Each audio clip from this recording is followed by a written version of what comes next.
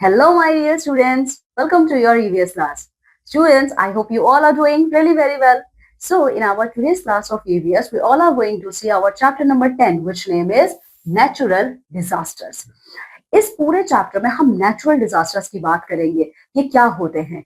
ये हमारे नेचर के दिए हुए गिफ्ट है हमारे लिए, क्योंकि जब हम लोग अपने लिमिट्स को क्रॉस कर देते हैं, इनमें से कुछ तो आज के टाइम पे मैक्सिमम हमारी भी खुद की वजह से हो रही है।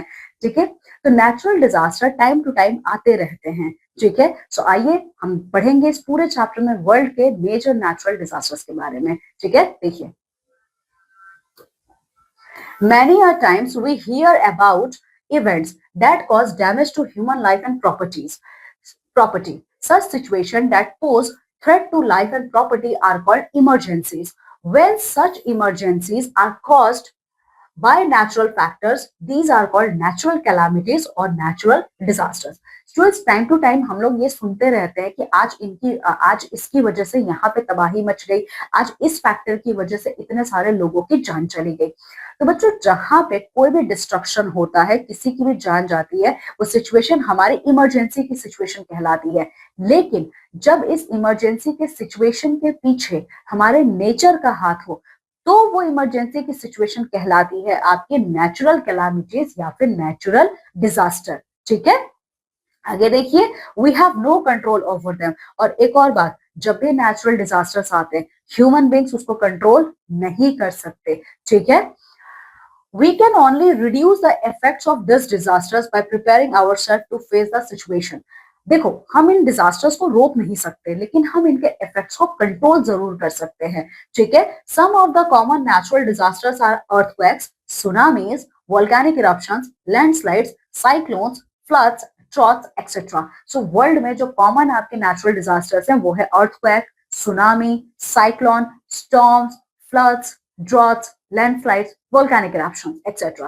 ठीक है, in this chapter we shall discuss about some of this. तो ये जितने भी नेचुरल डिजास्टर्स आपने पढ़े हैं, उनमें से आप कुछ के बारे में इस चैप्टर में पढ़ोगे। ठीक है, so first of all we are going to see about earthquake. Earthquake क्या होता है? देखिए, sudden movement below the surface of the earth sometimes causes the shaking of the ground.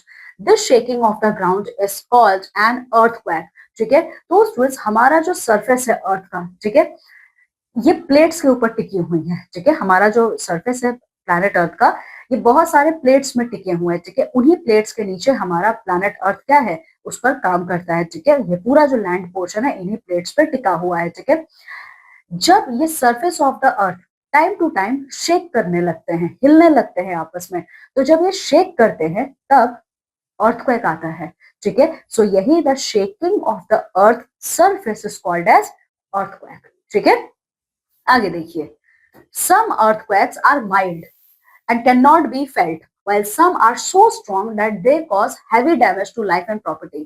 earthquakes भी बहुत सारे टाइप के होते हैं। ठीक है, कुछ ऐसे अर्थक्वेक होते हैं जो आपको बिल्कुल भी फील नहीं होगा, एकदम फील नहीं होगा।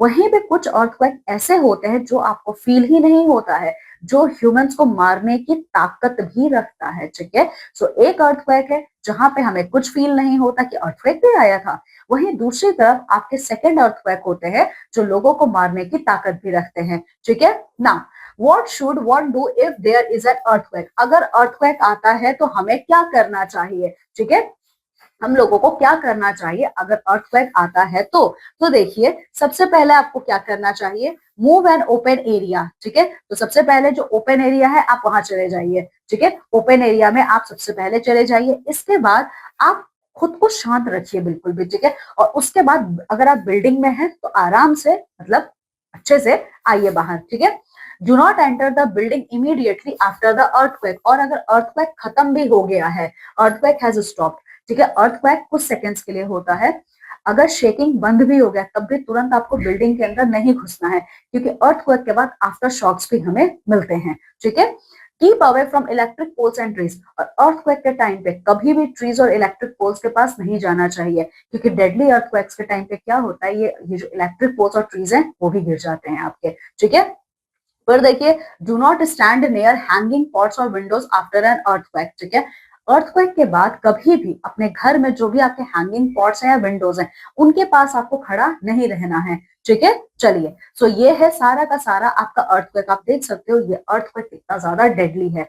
एक तरीके से आप कह सकते हो पूरे वर्ल्ड में जो सबसे ज्यादा कॉमन अगर हमारा नेचुरल कैलामिटी है वो अर्थक्वेक ही है, ठीक है। आइए अब बात करते हैं वोल्केनिक इरप्शन की। क्या है वोल्केनिक इरप्शन? देखिए, वोल्केनिक इरप्शन स्ट्रेस तब होता है जब अर्थ के अंदर अर्थ के हीट और प्रेशर की वजह से ऑल ऑफ सडन ब्लास्ट होता है, ठीक है। और उस ब्लास्ट के बाद जो हॉट मैग्मा होता है, ठीक है, वो हॉट मैग्मा बाहर निकल के आ जाता है। तो ये जो हॉट मैग्मा होता है ये अपने आसपास के सारी चीजों को खत्म कर देता है, ठीक है। वही है आपका वोल्केनिक इरप्शन। वोल्केनिक इरप्शन पूरे वर्ल्ड में हर जगह नहीं है, ये बेसिकली आपके पैसिफिक ओशन के बेल्ट में पाया जाता है, ठीक है, जहां पे अर्थक्वेक्स भी बहुत आते हैं, ठीक है। आइए आगे देखिए सुनामी। सुनामी क्या है? सुनामी। सुनामी ये जो स्पेलिंग है इसमें टी साइलेंट है, ये एक जापानीज वर्ड है। सुनामी जो है ये सीरीज ऑफ वेव्स होती हैं। सुनामी आपके अर्थक्वेक की वजह से आता है। जैसे हमारे लैंड सरफेस पे अर्थक्वेक्स आते हैं वैसे ही हमारे ओशंस में भी, ठीक है, वैसे ही हमारे ओशंस के अंदर भी अर्थक्वेक आते हैं, ठीक है। तो जब आपके ओशन बॉटम पे अर्थक्वेक आते हैं तो बहुत सारी वेव्स आपकी आती हैं, बहुत लंबी लंबी वेव्स आती हैं, ठीक है। यही जो लंबी वेव्स होती हैं इनकी स्पीड बहुत तेज होती है, इतनी ज्यादा इनकी स्पीड होती है कि ये आसपास के कोस्टल एरियाज में जितनी भी लाइफ है और जितनी भी प्रॉपर्टी है ये सबको डैमेज कर देती हैं, ठीक है। तो सुनामी भी आपके अर्थक्वेक की वजह से आता है, पर ये ओशन के बॉटम में ही अर्थक्वेक्स आते हैं, ठीक है। ओके, अब सुनामी के टाइम पे हमें क्या करना चाहिए, ठीक है। सो देखिए, सुनामी के बारे में हमें पहले से पता चल जाता है, ठीक है। गवर्नमेंट के थ्रू अनाउंसमेंट कर दिया जाता है कि सुनामी आने वाला है, ठीक है। सो सुनामी आने से पहले हमें कोस्टल एरियाज को खाली कर देना चाहिए, ठीक है। इसके अलावा अगर आप कोस्टल एरियाज के पास रहते हो, ठीक है, तो आपको तुरंत हाई लैंड पे जाने की जरूरत है, ठीक है। चलिए, तो ये था आपका सुनामी। अब नेक्स्ट हमारा नेचुरल डिजास्टर है साइक्लोन। साइक्लोन क्या होता है? देखिए, साइक्लोन बहुत ही स्ट्रॉन्ग रोटेटिंग विंड स्टॉर्म्स होते हैं, ठीक है।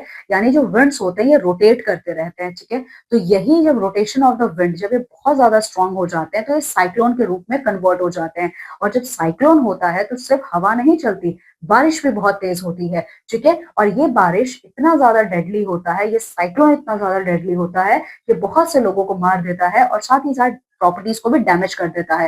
ये पूरे वर्ल्ड में कोस्टल रीजन्स में सबसे ज्यादा कॉमन होता है, ठीक है। अब साइक्लोन के टाइम पे हमें क्या करना चाहिए? देखिए, what should you do in case of cyclone. तो साइक्लोन के टाइम पे क्या करना चाहिए? जैसे सुनामी के बारे में हमें पहले से पता चल जाता है, वैसे साइक्लोन के बारे में भी पहले से कोस्टल एरियाज में बता दिया जाता है। तो टाइम टू टाइम आपको वेदर फोरकास्ट सुनना चाहिए जो गवर्नमेंट अनाउंस कर रहा है। इसके अलावा आपको अपने घर में इमरजेंसी किट रेडी रखना चाहिए, क्योंकि साइक्लोन के टाइम पे लाइट नहीं रहेगा तो अपने फोन्स आपको चार्ज करने हैं। ड्राई फूड के जो ड्राई वर्जन होते हैं उनका स्टॉक आपको अपने घर में रखना चाहिए, ठीक है। और साथ ही साथ ये भी तैयार रहिए एपिडेमिक डिजीजेस के लिए, क्योंकि साइक्लोन है, पानी है, तो इसमें वाटर बॉर्न डिजीजेस भी होंगी। तो इन डिजीजेस के लिए भी आपको रेडी रहना चाहिए ताकि इनसे आप खुद को प्रोटेक्ट कर सको। So this is all about our cyclone. Now our next natural disaster is landslide. तो लैंडस्लाइड क्या है? देखिए, लैंडस्लाइड जो होता है ये बेसिकली आपके हिली एरियाज में ही आता है, ठीक है। ये हर जगह नहीं है, ये सिर्फ हिली एरियाज में होते हैं। ये क्या होता है? हमारी माउंटेन्स बहुत ज्यादा हाइट पे हैं, तो माउंटेन्स में वैलीज भी बनती हैं, ठीक है, वी शेप की वैलीज होती हैं।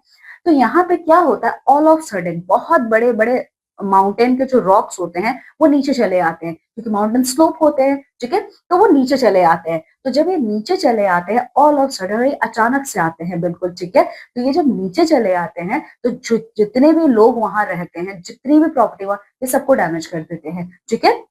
सो लैंडस्लाइड कुछ नहीं, लैंडस्लाइड आपका ये होता है माउंटेन एरियाज में बड़े बड़े पीसेस ऑफ स्टोन, बड़े बड़े पीसेस ऑफ माउंटेन रॉक्स जब नीचे ऑल ऑफ सडन आ जाते हैं तो यही लैंडस्लाइड कहलाता है, ठीक है। चलिए, ये देखिए इस टाइप के लैंडस्लाइड्स होते हैं। फ्लड, अब फ्लड क्या है? देखिए, फ्लड आकर when the water level rises due to the extensive rainfall.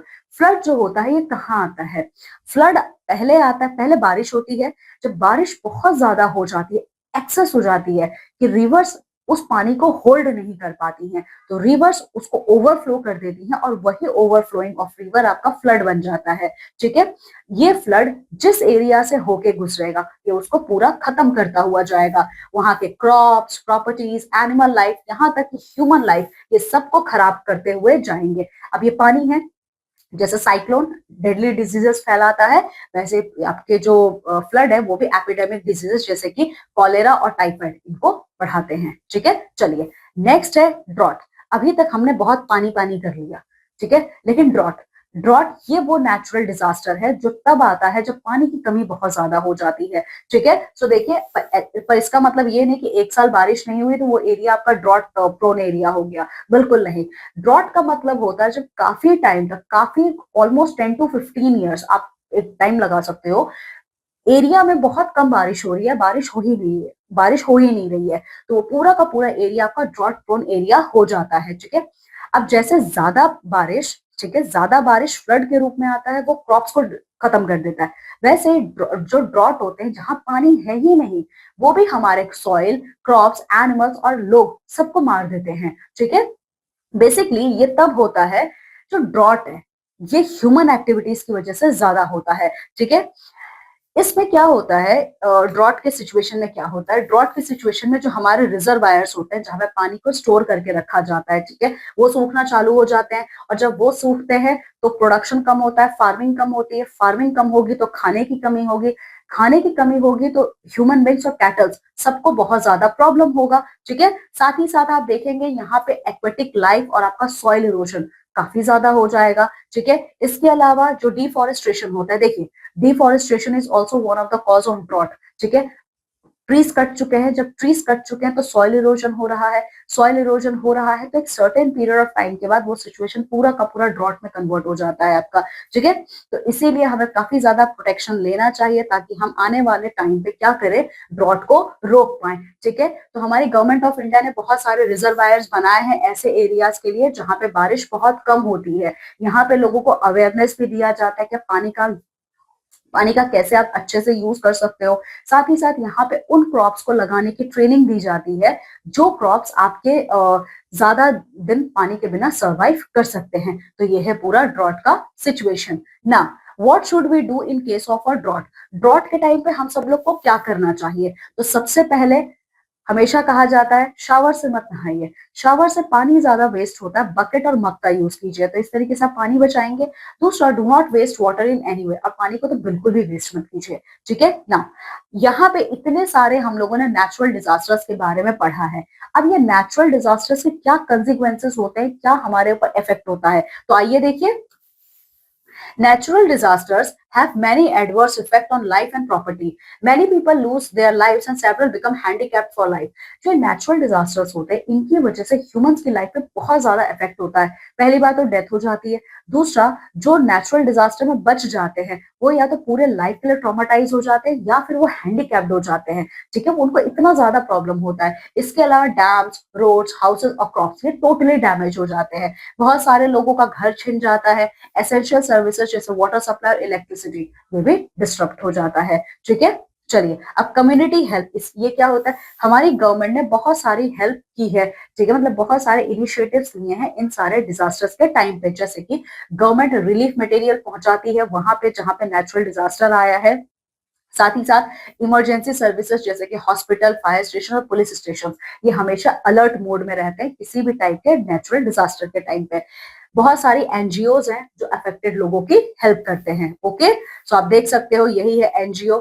NGO क्या करते हैं, हमारे नेचुरल डिजास्टर के टाइम पे लोगों की हेल्प करते हैं। इसके अलावा हमारी कंट्री इंडिया के जितने भी तीनों आर्म्ड फोर्सेस हैं, हमारे तीनों आर्म्ड फोर्सेस एसेंशियल सर्विसेज को पहुंचाते हैं, जैसे कि फूड, वाटर, क्लोथ्स, ब्लैंकेट इनको पहुंचाते हैं जो लोग डिजास्टर से अफेक्टेड हैं। इसके अलावा हमारी पूरी कंट्री के लोग डोनेट करते हैं ताकि वहां पे जो भी प्रॉब्लम हुआ है, जितने भी डिस्ट्रक्शन हुए हैं उनको कोप अप कर सके। ठीक है, डॉक्टर्स को स्पेशल ड्यूटी पे लगाया जाता है क्योंकि डिजास्टर आया है, लोगों की डेथ होती है, लोग इंजर्ड होते हैं, तो उनकी स्पेशल ड्यूटी लगी रहती है। सोल्जर्स को और वॉलेंटियर्स को रेस्क्यू वर्क पे लगाया जाता है कि जो बचे हुए हैं उनको एटलीस्ट आप अच्छे से ले आइए।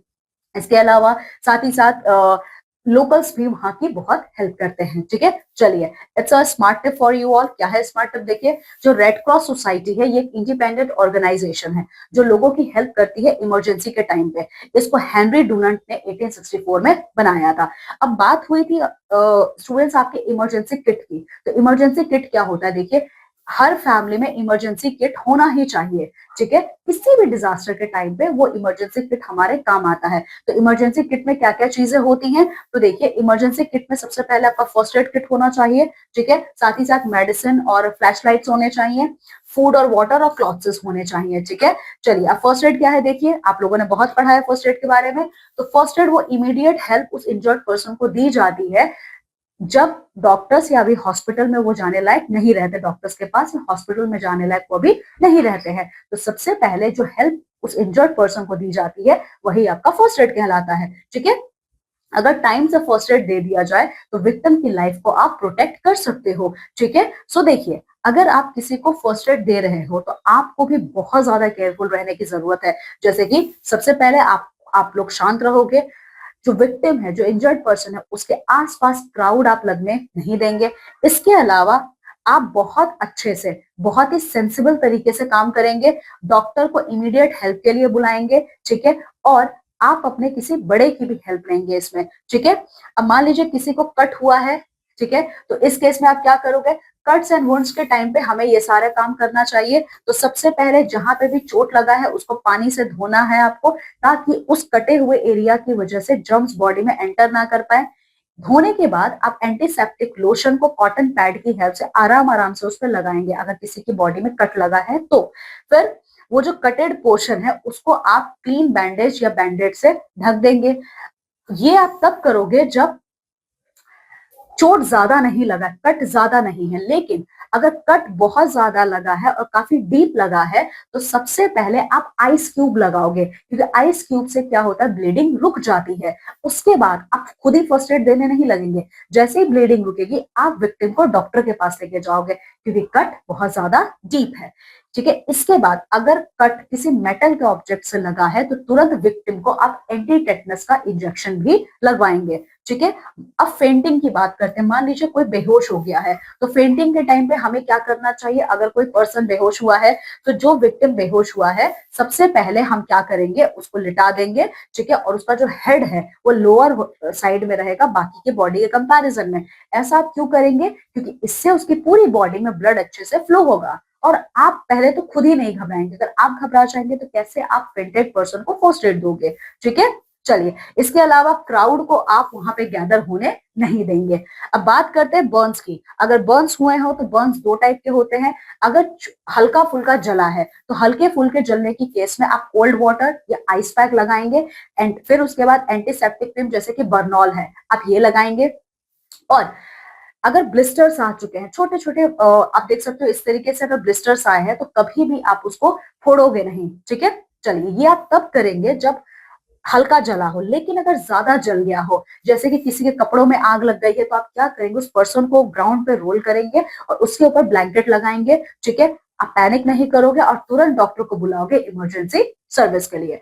अगर फायर जो है कैरोसिन या पेट्रोल की वजह से लगा है, अगर आग कैरोसिन या पेट्रोल की वजह से लगा है, उस पर आप पानी कभी नहीं फेंकोगे, क्योंकि पानी से वो ज्यादा और फैलेगा। आप इस केस में सैंड या मड का यूज करेंगे। अब किसी का हाथ अगर फ्रैक्चर हुआ है, पैर फ्रैक्चर हुआ है, तो इस केस में आप क्या करेंगे? तो सबसे पहले विक्टिम को आप जो भी अफेक्टेड एरिया, जो भी फ्रैक्चर्ड एरिया है उसको मूव करने नहीं देंगे, स्लिंग लगाएंगे। ठीक है, अगर आर्म में फ्रैक्चर हुआ है, तो अगर आर्म में फ्रैक्चर हुआ है तो स्लिंग बांधोगे, स्प्लिंट लगाओगे। अगर पैर में फ्रैक्चर हुआ है तो उसके बाद आप डॉक्टर के पास विक्टिम को लेके जाओगे। अगर किसी डॉग ने कट कर लिया है, ठीक है, डॉग बाइट है, तो बहुत टाइम क्या होता है, हमें एनिमल्स काट लेते हैं। सपोज डॉग ने काटा है, तो डॉग ने काटा है तो उस केस में आप क्या करोगे? तो सबसे पहले डॉग ने जहां आपको काटा है आप सोप और वाटर से उस एरिया को अच्छे से धोगे। उसके बाद डॉक्टर के पास आप विक्टिम को लेकर जाएंगे और एंटी रेबिस का इंजेक्शन लगवाएंगे। अब स्प्रिंग, हल्की फुल्की मोच आई है तो इस केस में आप क्या कहोगे? देखिए, स्प्रिंग क्या होता है? जब हमारे जॉइंट्स में ट्विस्ट हो जाता है, जिसकी वजह से वहां स्वेलिंग आ जाती है और पेन होता है, तो इस केस में हम क्या करेंगे? इलास्टिक बैंडेज लगाएंगे। ठीक है, साथ ही साथ पेन रिलीविंग ऑइंटमेंट जैसे कि आयोडेक्स हम अफेक्टेड एरिया में लगाएंगे।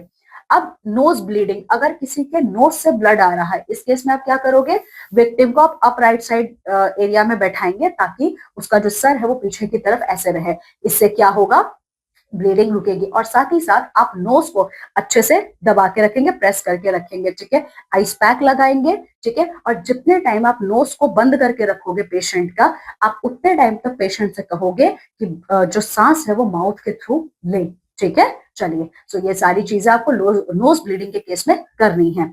So students, in this way we have finished this chapter. So let's see the let's review section. The situations that pose immediate threat to our life or properties are called emergencies, और ये emergencies अगर nature के through है तो ये natural disaster, ये natural calamity है। फिर देखिए कुछ आपके नेचुरल कैलामिटीज जैसे earthquake, floods, droughts, cyclones, volcanic eruptions, tsunami, landslides etcetera, ठीक है। गवर्नमेंट क्या करती है, रिलीफ मटेरियल तुरंत भिजवाती है नेचुरल डिजास्टर से अफेक्टेड लोगों को और एरिया को, ठीक है। हर फैमिली में जो रहते हैं इन कोस्टल एरियाज में स्पेसिफिकली, या और भी नेचुरल डिजास्टर अफेक्टेड एरिया में, उनको हमेशा एक किट, इमरजेंसी किट हमेशा अपने पास रेडी रखना चाहिए, ठीक है। फर्स्ट एड क्या होता है, तो फर्स्ट एड इमीडिएट हेल्प होती है जो इंजर्ड पर्सन को प्रॉपर मेडिकल ट्रीटमेंट मिलने से पहले दी जाती है।